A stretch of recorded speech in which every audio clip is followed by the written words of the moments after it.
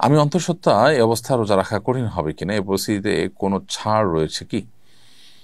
প্রিয় বোন, আল্লাহ তাআলা আপনাকে পরিপূর্ণ শিফা দান করুন আমরা দোয়া করি, এবং আপনার এই গর্ভখালাসের কাজটিকে আল্লাহ তাআলা সহজ থেকে সহজতর করে দিন।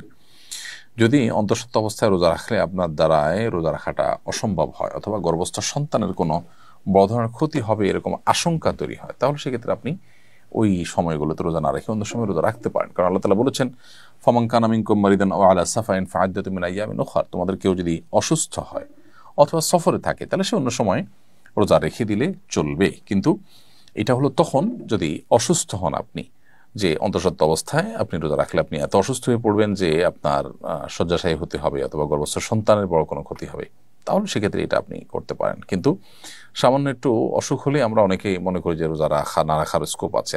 আমার অন্তঃসত্ত্বা অবস্থায় বহু নারীরা রোজা রাখেন, আলহামদুলিল্লাহ, কই তাদের কোনো অসুবিধা হচ্ছে না। ওইরকম কোনো বিশেষ সুনির্দিষ্ট করে বড় রোগ বালাইয়ের কারণে অসুবিধার আশঙ্কা যদি না থাকে, তাহলে সেক্ষেত্রে অন্তঃসত্ত্বা অবস্থাতেও রোজা রাখার চেষ্টা করতে হবে। আমি কলেজ ছাত্রী, হোস্টেলে থাকি। আমাদের হোস্টেলের ঠিক পাশেই মসজিদ আছে, মাঝে মধ্যে নামাজ জামাতে সালাতের আওয়াজ রুম থেকেই পাওয়া যায়। আমরা চাচ্ছি রমজানে মসজিদের মাইকের সাথে এখানে একটা সাউন্ড বক্স যুক্ত করে মসজিদের জামাতে শরিক হতে, এটা জায়েজ হবে কিনা? না প্রিয় দর্শক, এটা জায়েজ হবে না।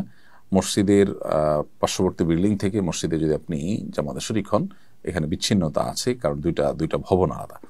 আর ওলামা ইকরামের ক্ষেত্রে কিছুটা সৌদি আলেমরা কিছুটা শিথিলতা প্রদর্শন করেন, কিন্তু হানাফি মাযহাব অনুযায়ী আপনার এভাবে ইক্তেদা বা এভাবে জামাতে শামিল হওয়া সহি হবে না। দুগ্ধপোষ্য শিশুর মায়ের জন্য রোজা রাখার ক্ষেত্রে কোনো শৈথিল্য আছে কিনা? যে মা দুগ্ধপোষ্য শিশু আছে তার জন্য রোজা না রাখার আলাদা কোনো অপশন শরীয়তে নেই। তবে ব্যাপারটা যদি এরকম হয় যে দুগ্ধপোষ্য সন্তান তিনি এই মায়ের দুধ ছাড়া অন্য কোনোটার উপর নির্ভরশীল না, বা অন্য কোনো দুধের ভালো কোনো ব্যবস্থাও নেই, এবং এই দুধ মা রোজা রাখলে শুকিয়ে যায়, এরকম অসুস্থ মা, এবং তাতে বাচ্চার কষ্ট হয়, মৃত্যু বা স্থায়ী রোগের আশঙ্কা হয়, এই রকম লেভেলের সমস্যা হলে তখন সেই দুগ্ধপোষ্য শিশুর মা তার জন্য রোজা না রেখে এই রোজাগুলো তার যখন স্বাভাবিক অবস্থা আসবে তখন রেখে দিলে আদায় হয়ে যাবে। সাধারণত এরকম জটিল পরিস্থিতি হয় না। অনেক বাচ্চার মায়েরা আছেন যারা বুকের দুধের বিপরীতে তারা ফিডার ইত্যাদিতে খাওয়াচ্ছেন, বাইরে খাবার খাওয়াচ্ছেন, আলহামদুলিল্লাহ, তাদের সাথে বাচ্চাদের চলতে পারে। আবার এমন হতে পারে যে দিনের বেলা আপনি লম্বা সময় ঘুমিয়ে রাতেবেলা জেগে থাকলেন, তাতে করে বাচ্চা আপনার সাথে ঘুমে কাটালো, একটা বড় অংশ ঘুমিয়ে চলে যাবে, বাকি যেটা আছে সামান্য একটু কান্নাকাটি বাচ্চা করবে, সেটা সামলাবার মতো। এরকম হলে তার জন্য রোজা না রাখার কোনো স্কোপ নেই। আমাদের মা বোনেরা ইফতারের সময় হওয়া সত্ত্বেও মসজিদে আজান না দেওয়া পর্যন্ত ইফতার করেন না। মহল্লার মসজিদে আজান না দিলে কি ইফতার করা যাবে না? দেখুন, মহল্লার মসজিদে আজান না দিলে ইফতার করা যাবে না, ব্যাপারটা তা না। ইফতারের সম্পর্ক আজানের সাথে নয়, সূর্য ডোবার সাথে। সূর্য ডুবেছে এটা নিশ্চিত হয়ে গেলে আপনি ইফতার করে ফেলবেন। যে ইমাম সাহেব আজান দিচ্ছেন, যারা আজান শুনে আপনি ইফতার করবেন, তার আগ পর্যন্ত আগ মুহূর্তেও আপনি ইফতার করবেন না।